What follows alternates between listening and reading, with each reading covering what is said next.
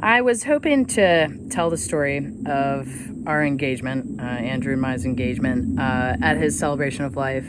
And I think I just wasn't ready. So I'm ready now, though, because it's a great story that kind of epitomizes our relationship and also shows how thoughtful and creative and, yeah, just beautiful Andrew was as a person.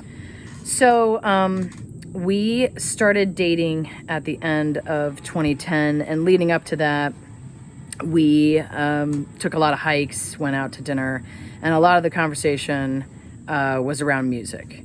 And we didn't always agree on our musical tastes, but we had a lot in common. Especially the grunge and classic rock eras and of the 60s, 70s, because now I think grunge is considered classic rock. Yeah, so the old and the new classic rock, and yeah, a lot of other music that we shared with each other and that we enjoyed in person. And early on in our dating process, he lent me an album for a band called Tripping Daisy. And I didn't realize when he lent it to me at the time two things. First was that I knew them from the 90s. They had a hit song called I Got a Girl. I bet a lot of you would know it too. Great song, and the album is fantastic. The other thing I didn't know is that I had started listening to a band called the Polyphonic Spree. There we go. And it was the same lead singer. So Tripping Daisy was the band from the 90s that was thought up by this guy named Tim DeLauder. And then the Polyphonic Spree was his band from the 2000s. And so, the next time we met up, I gave him a Polyphonic Spree album and said, hey, it's the same guy, take a listen. And for anybody who hasn't heard of them, although a lot of you might have heard their song Light and Day. I think it was on a car commercial however many years ago even. But they're very, there's a lot of harmony and between voices and instruments, and they have about, 25 members on stage at times. So beautiful, just positive, uplifting music. So they became a pretty big band for us, and they were touring at the time. So we got to see them a couple years in a row.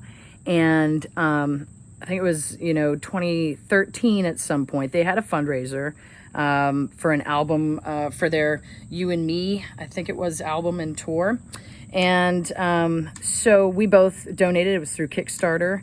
And we both donated, and you were, promised some sort of prize, like you could choose a prize. And so we both chose our prizes, and that was kind of that for a little while. So fast forward a little bit to the end of 2013, and we took a trip up with my parents up to see my older sister Katie and her family for Christmas. And it was just like, I think a couple days before Christmas, and then I think the day of, something like that. But basically, there was a time, where when we were there, where we visited Provincetown, which is kind of up Cape, great area, very arty. And my dad and Drew ended up just staying in the car. And because there was a Redskins game on. Now I know they're the Commanders, I believe. But yeah, at the time it was Redskins. So so they stayed in the car and watched the game. And I'll never forget getting back in the car after, walking around and shopping. And he was just giddy. He was like, just so happy. He just basically couldn't stop smiling the whole ride home. I remember he held my hand really hard, and it just felt great. And he was just so happy. And yeah, I had no idea, what had actually happened. But it was lovely. I'll never forget that drive home. So, we get home, whatever, we have our Christmas at Katie's, and then we fly back. And again, I think it was Christmas Day or maybe the day after. And we ended up going over to my uncle's house for dinner, where all my extended family was, from my mom's side of the family. And so, I mean, there are multiple tables of people. Getting your meal was, this thing, basically. I mean, so it was just, it took us all about, 10 minutes to like sit down. So by the time we sit down, we're all just ready to eat, right? So my uncle stands up, gives a, beautiful Christmas toast, and, he sits down. But then my dad stands up, and I think we're all going, what's going on here? Yeah, the toast was said, and we're ready to eat. And I remember, Drew I think he had a plate of food, but he was very quiet. Looking back, he was just, not very interactive, which he could be quiet at times anyways. And as a person, or, more perceptive and just kind of sitting back, but it was even more so. It was a nervousness, I would say. So basically, my dad starts this toast, and he's talking about being up on Cape Cod with my sister's family, and what a lovely time it was. And again, I think we're all going, where is this going? And then at one point he says, and there was, something like, it was something, there was a question asked, and, no, he was talking about being in the car, watching the football game, so again, we're all going, what's going on? And, and he's like, and Andrew and I had a, really nice time just watching the football game. And then Andrew asked if he could have Kelly's hand in marriage. And I think Drew had been cued to stand up at this point, or maybe that's the time that he stood up at. But basically, I was totally shocked. I had no idea. And, everyone around it was just fun and exciting and just lovely moment, and definitely, cries, tears all around, for just, the excitement. Right. So, as it is. That was that. He could take a breath. I think he ate his full plate after that. And he's telling me on the way home that my dad kind of suggested a bourbon to get him, up for that. But the only thing was, there wasn't a ring. He didn't have a ring. We had talked about getting married, and, we had talked about it, but that was about it. So there was no ring. And so I'm sure, knowing me, it was either on the way home or within, 24 hours, I'm sure I said, well, you realize that's not the real engagement. That can't be the real engagement, And I think he agreed anyways. He wanted to actually ask. So it worked out. I ended up getting a beautiful ring, antique ring. We made a band that goes specifically with it, which I hope one day one of my girls will use.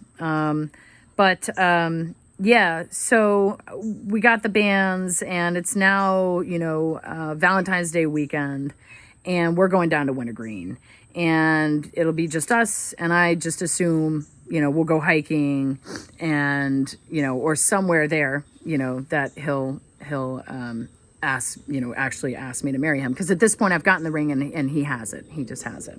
So, basically, it's a Friday night. We're both done with work, but we were going to wait till after traffic in the DC area was done. So about 7 p.m. to leave. And so we were all packed. I was ready to go. And so I said, I'm going to get on my drums for just a little bit. I'm just going to practice my drums for a little bit. And he kind of paused, and that's not like him. Normally, whatever you want to do it. But he kind of paused and said, okay, well, just make sure you have your phone on you. And ready. And I said, okay. And he says, because my sister's going to call you. Now, I had met his sister a couple times. We had gone to a Thanksgiving at least once or maybe twice, but I wasn't really, I wasn't expecting a call from his sister. I had no idea what that was about. And of course, looking back now, it's evident that it was a cover. So basically, I end up drumming and I finish, and within a minute or two, I'm walking over towards our bedroom and I get a call. And Amy lived in Arizona, Phoenix, Arizona at the time.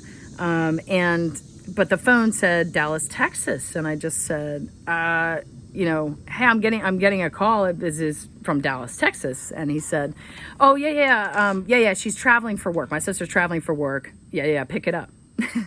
So I pick up the phone and, have it on my ear, and it's not Amy. It was Tim DeLauder. It was the lead singer of the Polyphonic Spree and Tripping Daisy. And he had called and said, basically started to say, hi, Kelly, this is Tim DeLauder. And he is from Dallas, Texas, and he has a specific drawl and a specific accent. And this was him. I knew it. And so I was just going, what? And so I kind of made my way around to the living room. But I think quickly I was going, well, okay, hi, Tim. If you don't mind, let me put you on speaker, please. Like, my husband's here too. Or no, my boyfriend's here too. And so because he might have even said something like, I have a message from Andrew. So I put him on speaker and sit down on the couch next to Drew, who's, just sitting there with a big grin. And he just says, Andrew wanted you to know just how special you are to him. And he wanted to know if you would marry him. Something along those lines. And as he said that, I turned to Drew and he had the ring out. He just kind of had it in his hands. And so, yeah, of course I said yes. And it was a beautiful moment, and I'll never forget, hanging up and now putting the ring on my finger and driving down to Wintergreen, that was a very special weekend for us. So much love.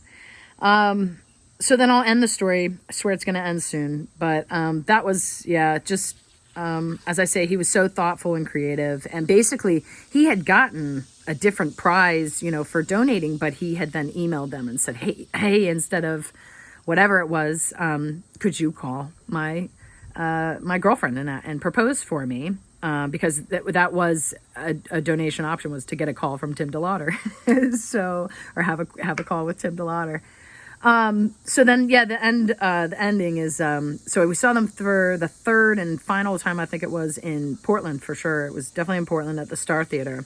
So it was one of the first shows we saw after we moved there in 2015. And honestly, Tim did not look very happy. But they played a great show. As always, he puts his all into it. And afterwards, he was milling around a little bit. And so Drew and I met him, and I was a designated driver that night. And so Drew had a couple drinks, and he was like a giddy boy, again, just so excited to meet Tim. And he said, like, hey, you proposed for me. I don't know if you remember that. And, Tim was definitely pleasant, but yeah, you could tell he just wasn't super excited or anything about it, but it was cool to get to, he said thank you, and I said thank you, and that was awesome. Anyways, we come to find out about a week later that he was going through a divorce. So the timing on that probably wasn't the best for him. So but yeah, that's the story of our engagement, and then a little bit of a fun fact for afterwards. And as I say, I think it just shows, just the thoughtfulness and the creativity that Drew embodied so well.